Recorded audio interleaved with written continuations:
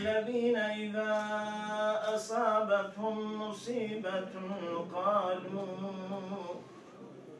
قالوا إنا لله وإنا إليه راجعون أولئك عليهم صلوات من ربهم ورحمة وإلى أرواح كافة أهل الإيمان خصوصا لروحه الفاتحة.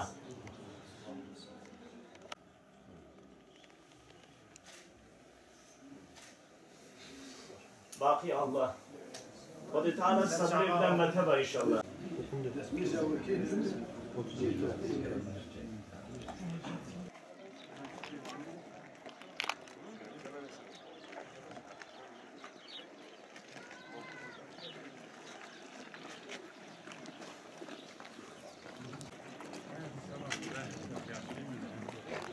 Valla kalkıyorlar neyse orada. Zaten o esnada o mazlum insanlar hani infaz edecek kişiler ama herkes öyle kaçıp gidiyor sağa sola.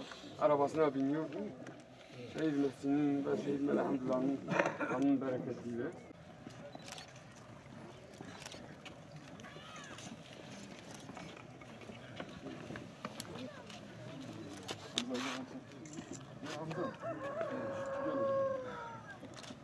Her şeyden önce ben tekrar bu aziz kardeşimizin şehadetini tebrik ediyorum. Allah-u Teala onu şehit olarak kabul etsin ve cennetinde ağırlasın.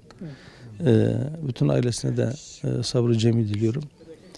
Farklı konulardan pek çok kişi bu olaya yaklaştı. Farklı açılardan bakarak açıklamalar yaptılar ama ben şu noktaya dikkat çekmek istiyorum. Gerçekten ölüm hepimiz için nasihattir. Ve bizatihi büyük bir mesajdır. Fakat bu kardeşimizin şehadeti, bu kardeşimizin katledilmesi birkaç açıdan çok değişik mesajlar içeriyor. Hepsinden önce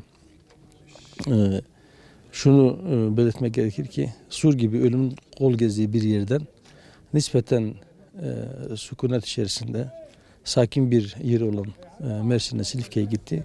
Ölüm orada onu buldu. Bu bize şunu gösteriyor ki ecel geldiği vakit her nerede olursak olalım, yaşımız kaç olursa olsun bizi bulacağı varsa gelir bulur. Bunu bir tespit etmek lazım. İkincisi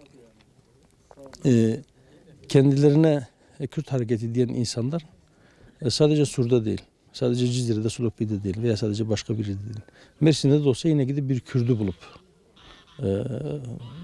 Kürdü katlediyorlar. Bunun da herkesin bir ibret alması lazım. Herkesin bundan bir ders çıkarması lazım. Bunun üzerinde bir düşünmesi lazım diye düşünüyorum. Allah-u Teala hakkını bırakmasın. Bu büyük bir zulümdür. Gencecik yaşta, 16 yaşında, 17 yaşında, henüz liseyi bitirmemiş, lise talebesi, gencecik bir insanı gönderdiler. Evet, onun mutlaka gitme zamanı gelmişti. Rabbim sabır versin. Tekrar onu diyorum. Allah-u Teala şehadetini mübarek eylesin, kabul etsin. Onu cennetiyle mükafatlandırsın inşallah.